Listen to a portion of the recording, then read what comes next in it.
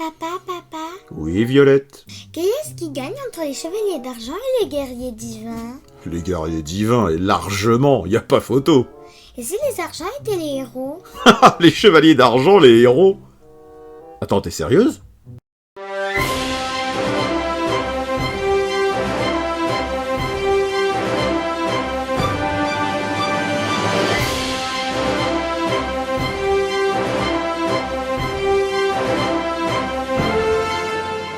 Bonjour chers élèves, je suis le comte de Noailles, et dans les commentaires sur les chevaliers d'argent, j'ai lu ceci. Je veux que tu choisisses 5 chevaliers d'argent et tu les envoies à Asgard pour voir s'il y a des survivants. Du coup je me suis demandé, et si les argents étaient les héros? D'ailleurs, j'aurais pu l'avoir, cette idée. Certainement. D'ailleurs, je l'ai eue, cette idée. Comment? C'est mon idée. Mais non. C'est mon idée. Très bien, monsieur. Puisque la mode est au multivers, imaginons un monde parallèle où les chevaliers d'argent sont du côté d'Athéna. Ils sont les héros de l'histoire à la place des bronzes. Orphée, après avoir perdu Eurydice, n'est jamais descendu en enfer. Les argents sont au complet et n'ont jamais affronté les bronzes. Cela me permet d'utiliser tous les chevaliers d'argent sans état d'âme, puisque le principe de ce multivers est « Et si les chevaliers d'argent, avec l'aide d'Athéna et de Niké, la déesse de la victoire, affrontaient les guerriers divins ?» La seule contrainte est « Il faut des chevaliers d'argent du manga, et pas des 500 constellations. » Donc pas de Spartane, de Docrates ou de Seigneur Cristal.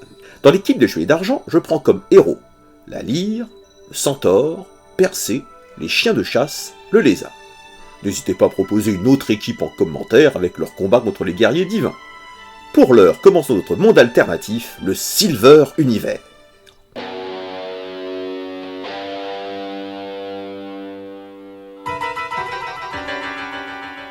Après avoir vaincu le taureau pour un coup en traître de Bud, Cid de Misard essaya d'attaquer Athéna, mais il fut arrêté par les argents.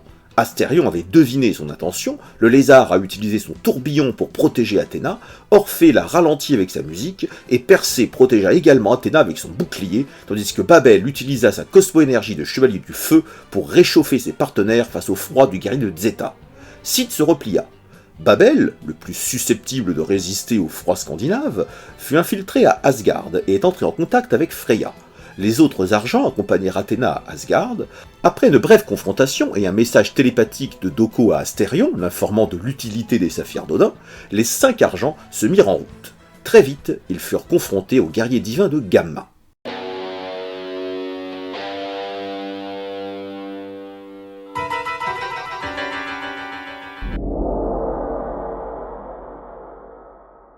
Thor étourdit 3 chevaliers d'argent grâce à ses haches. Les chiens de chasse et le lézard réussirent à s'en sortir. Astérion a lu dans les pensées du géant et le lézard s'est protégé.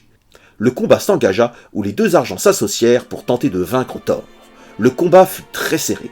Astérion fut visé par les haches, mais Misty, grâce à ses tourbillons, réussit à dévier les armes de Gamma.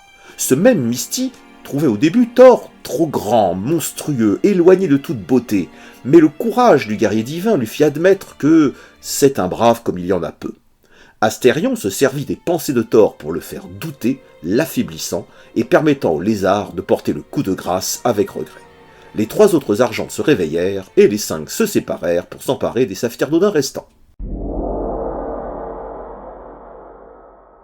Persée se fit attaquer par la meute de loups de Fenrir, mais pas longtemps, car le chevalier d'argent transforma les loups en pierre. Il tenta la même chose avec le guerrier divin, mais surprise, la visière de Fenrir lui permit de se protéger du regard de la méduse.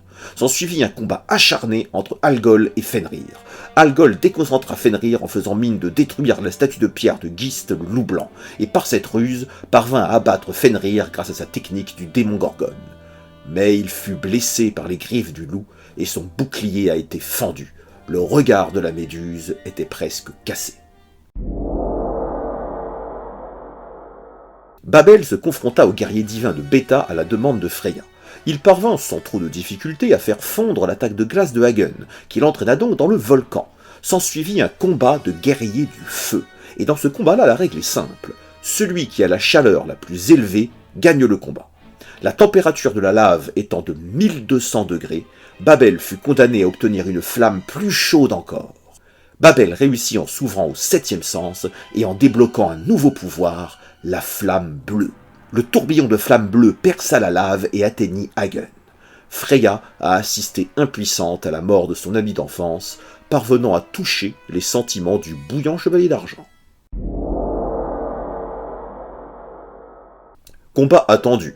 Mime connaissait l'existence d'Orphée et lui avoua qu'il avait toujours voulu se mesurer à lui. Orphée réussit difficilement à éviter les coups de Mime portés à la vitesse de la lumière.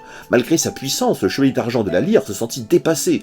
Les deux chevaliers se confrontèrent aussi psychologiquement, Orphée devinant la culpabilité du guerrier d'État, lui expliquant que lui aussi ressentait une forte culpabilité face à la mort d'Eurydice. Le tournant du combat eut lieu quand Orphée, immobilisé par les fils du guerrier divin, s'ouvrit au 7e sens et réussit à en prendre le contrôle en produisant de la musique grâce aux fils tendus avec ses dents et ses doigts, jusqu'à émettre une onde de cosmos passant par les fils et réussissant à détruire l'armure du guerrier divin. Leur dernier duel fut un combat de lyre où Orphée gagna, brisant la lyre de Mime et achevant avec regret le guerrier divin. Marine, chevalière d'argent de l'Aigle, vint prévenir ses camarades que Cid n'était pas seul, mais après un bref combat, elle se fit enfermer dans un cercueil d'améthyste par Albéric. Le lézard arriva.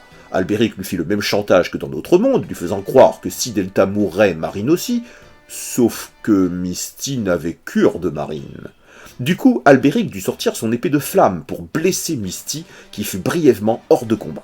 Mais le chevalier d'argent des chiens de chasse arriva pour sauver le lézard. Astérion devina les pensées d'Albéric, évita l'épée, mais ne put lutter contre le dernier atout du guerrier divin de Delta, les esprits de la nature. Persée arriva, et s'éveillant à son tour au 7e sens, il réussit à se servir de son bouclier pour pétrifier même les arbres, en réussissant à se servir des yeux de la nature produits par Albéric. Malheureusement, il ne réussit qu'au prix de son bouclier, qu'il sacrifia pour casser l'épée enflammée d'Albéric. Il permit à Misty d'immobiliser Albéric dans un tourbillon et à Astérion de le bombarder avec sa technique Million Ghost Attack pour donner le coup de grâce à Albéric. Marine ne réussit pas à prévenir ses camarades de l'existence de Bud. Orphée et Babel n'étant pas encore arrivés, les 3 argents restants arrivèrent donc au palais. Face à Cid de Misard, Astérion resta l'affronter pour laisser passer Misty et Algol, mais les deux se firent terrasser par Bud, ainsi que l'air glacé provoqué par la cosmoénergie de Cid.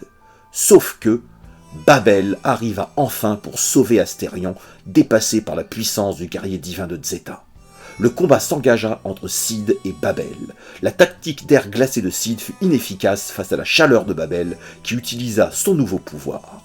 L'orbe bleu fut vaincu face à la flamme bleue. Cid fut terrassé malgré l'intervention secrète de Bud, car China, elle aussi dépêchée par le sanctuaire, est venue s'interposer pour protéger Babel de Bud. Malheureusement, les 2 chevaliers d'argent se firent balayer par Bud.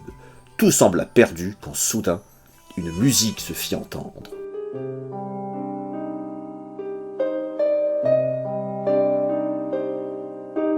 Orphée arriva pour sauver ses camarades. Le combat entre Bud et Orphée tourna d'abord au désavantage d'Orphée, qui éprouva des difficultés à arrêter l'orbe bleu de Bud. Mais Bud venait de perdre un être cher, son jumeau. Orphée arriva à ressentir l'amour de Bud pour son frère, parce que le chevalier d'argent aussi avait subi la mort d'un être cher, son aimé Eurydice. Grâce à sa musique, Orphée aida Bud à prendre conscience de cet amour fraternel.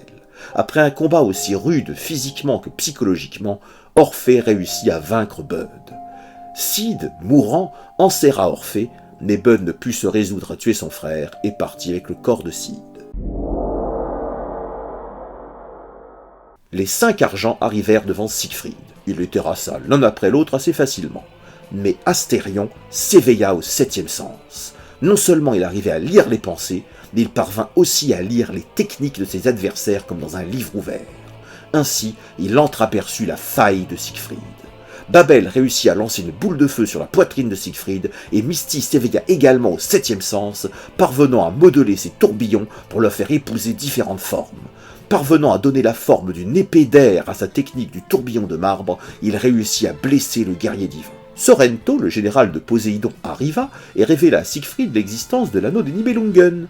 Alors Siegfried donna son saphir à Misty et lutta contre Sorrento. Orphée aida Siegfried à se frayer un chemin contre le général en combattant la flûte de Sorrento par sa lyre, ce qui permit à Siegfried de se sacrifier en emportant Sorrento. Puisque Misty possédait le saphir de Siegfried, il récupéra les 6 autres saphirs, et ce fut lui qui revêtit la robe d'Odin et brisa l'anneau. Ainsi, il ne fut plus seulement l'étoffe d'un héros, mais un vrai héros, qui fit ses preuves. Hilda reprit conscience, la Terre fut sauvée grâce au Chevalier d'Argent, mais Athéna fut enlevée par Poséidon. Notre petit groupe va-t-il s'élancer dans le sanctuaire sous-marin? Ou peut-être vont-ils laisser leur place à d'autres argents? Ceci est une autre histoire.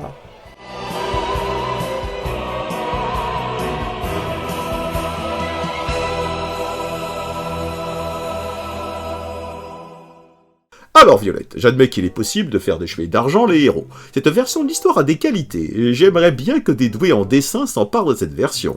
Et tu n'as pas pensé que tu pourrais faire les argents contre les chevaliers d'or? Oh là là,